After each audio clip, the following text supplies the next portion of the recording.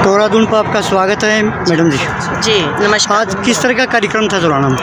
जुलाना में आज हम लोग वीरेंद्र आर्या जी हैं, हमारे हल्का प्रधान, उनकी बेटियों की शादी में शामिल हुए थे। हमारे राज्यसभा सांसद डॉक्टर सुशील गुप्ता जी भी दिल्ली से आए थे, लेकिन वहीं पे हमें जैसा कि ये जाजवंती गाँव से गाँव वासी बड़े लंबे टाइम से धरने पे बैठे हैं और इनकी मांग भी जायज़ है, तो हमारे राज्यसभा सांसद जी आज यहाँ पे इनके समर्थन के लिए आए और इनकी मांग जायज़ है। देखो, गांव से बहु बेटियां भी हैं, जो गांव का एक कट है 2 किलोमीटर दूर पे दिया हुआ है और जो गांव की ज़्यादातर ज़मीन है, 80% ज़मीन है, वो सड़क के इस साइड में है। तो आप देखिए, बहु बेटियां खेतों में काम करके जब यहाँ से आती हैं, कोई उनके साथ कोई भी आपराधिक घटना भी हो सकती है।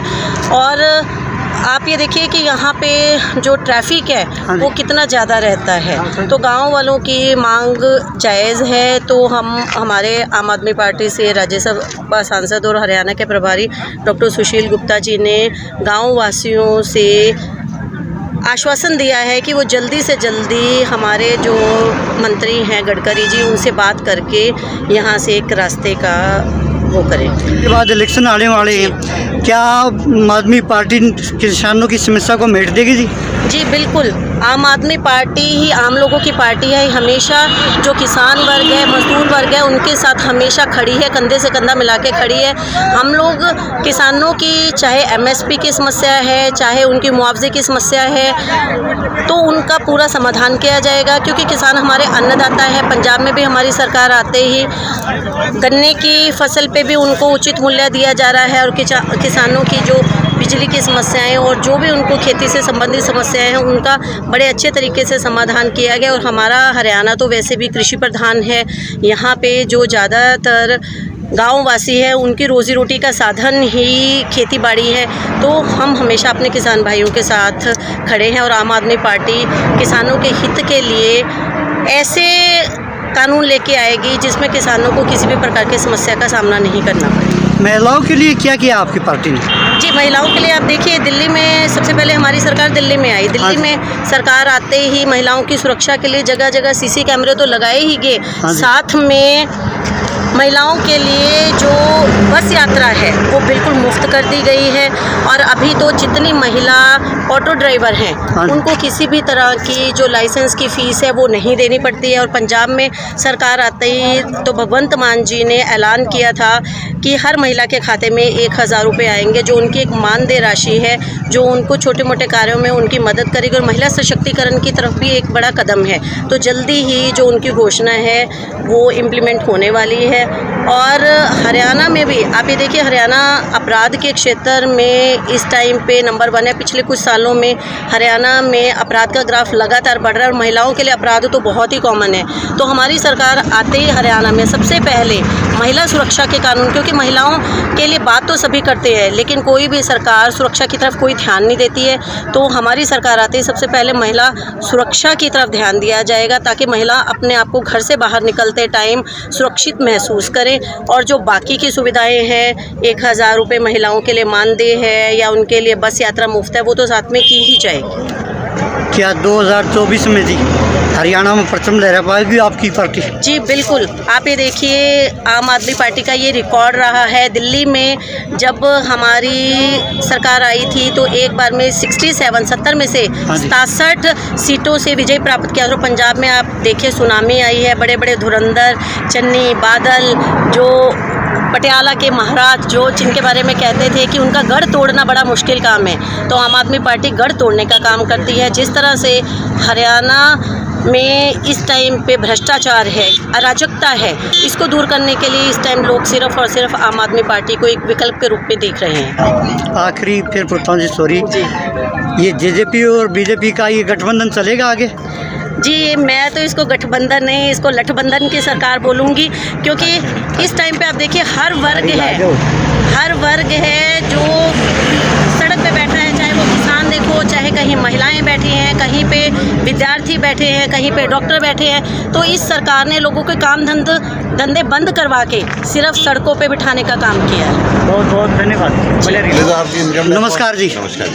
देहरादून पर आपका स्वागत है जी, जुलाना की मातृभूमि पर। आज किस तरह का कार्यक्रम था जी जो आए जुलाना? अरे बेटी की शादी है वीरेंद्र जी की, तो परिवार में जब शादी होती है तो परिवार को इकट्ठा ही होना होता है, तो हाँ जी। इसमें आज आए हैं शामिल होने के लिए। और अभी 2024 में इलेक्शन होना है, हरियाणा में क्या परचम लहरा पाओगी आम आदमी पार्टी? 100%।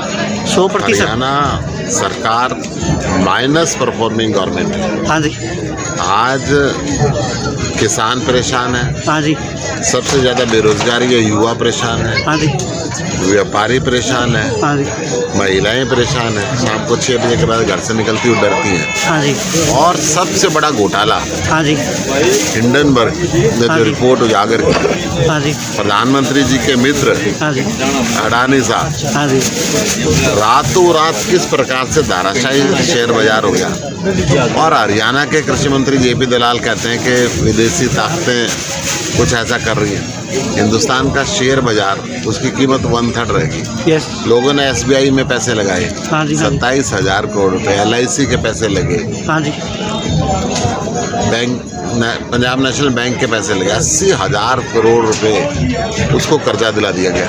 हाँ जी, हाँ जी, और आज वहाँ पे अनिश्चितता के बादल छा गए हैं। हाँ जी, हिंदुस्तान का सबसे बड़ा घोटाला बन के सामने आया है। ठीक जी, पार्लियामेंट्री कमेटी की जांच हम इस पे मांग रहे हैं। सुप्रीम कोर्ट के जजों की अगुवाई के अंदर हम चाहते हैं कमेटी बने, इसकी निष्पक्ष जांच। हाँ जी। जुलाना से किसको आशीर्वाद देना चाह रहे हो जी?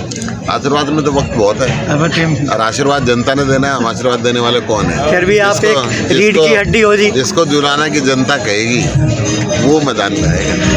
एक हमारे साथियों की मांग है जी जुलाना की बहुत बड़ी। जुलाना से 80 जो मार्ग है, रेलवे ब्रिज नहीं है, वहाँ कम से कम 2-2, 3-3 घंटे साधन खड़े रहते हैं, एम्बुलेंस भी खड़े रहती हैं। तो हमने आर्य साहब को भी नोट करा दी थी चीज़, क्या आपकी पार्टी आएगी तो हरियाणा में ये काम हो पाएगा? 100% करेंगे। ये काम तो पार्टी आने से पहले भी करा सकते हैं। आप इसकी चिट्ठा लिखा पढ़ी शुरू करो तो शुरू करवाते हैं। तो हमारे साथियों को क्या संदेश दोगे आज का जी?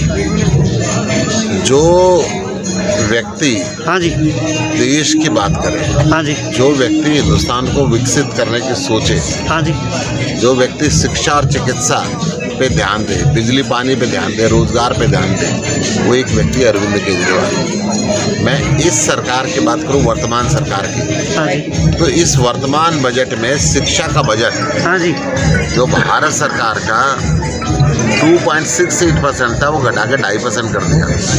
जो हेल्थ का बजट हाँ जी, 2.13% था उसको घटा के 1.98% कर दिया। कोठारी कमीशन 6% की बात करता है, दिल्ली सरकार 26% लगाती है।